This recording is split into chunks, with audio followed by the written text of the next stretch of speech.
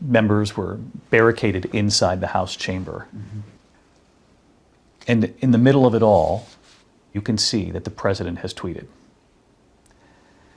2:24 p.m., the president tweets, Mike Pence didn't have the courage to do what should have been done.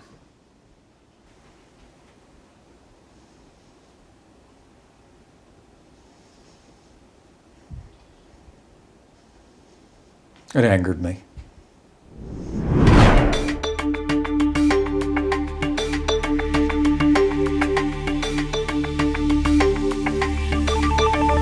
I turned to my daughter, who was standing nearby, and I said, it doesn't take courage to break the law.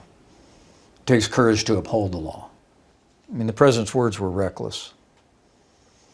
It was clear he decided to be part of the problem. Where was the president in all this? David, I was at the Capitol. I wasn't at the White House.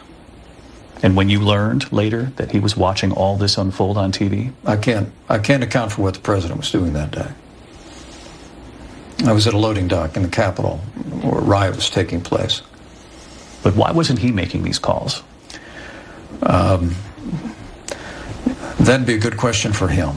If Donald Trump is the Republican nominee for president in 2024, will you vote for him?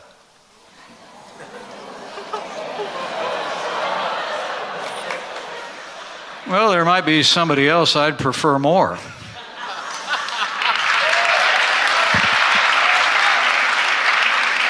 What I can tell you is I have every confidence that the Republican Party is going to sort out leadership.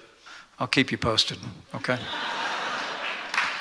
I think many Americans believe that what you did on January 6th was brave in opposing the demands of Donald Trump to subvert the legal and free elections of 2020 in order to uphold the rule of law and the sanctity of our free and fair elections.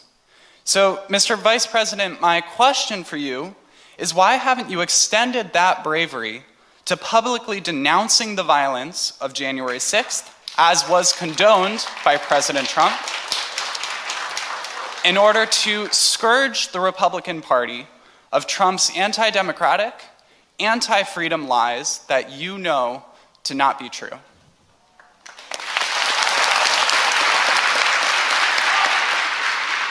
I'm humbled by your assessment of my conduct.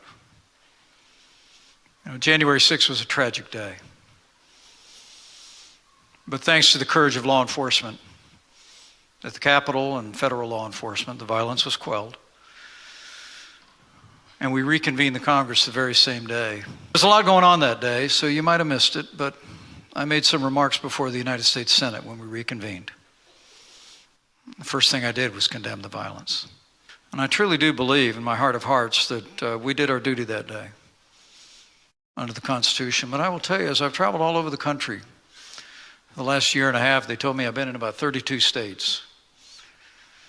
I've been very humbled at the number of Americans from diverse backgrounds and experiences that have expressed support for our actions that day. I thank the members in both political parties for staying at their post, coming back to work, and completing the peaceful transfer of power, and making what began as a day of tragedy a triumph of freedom.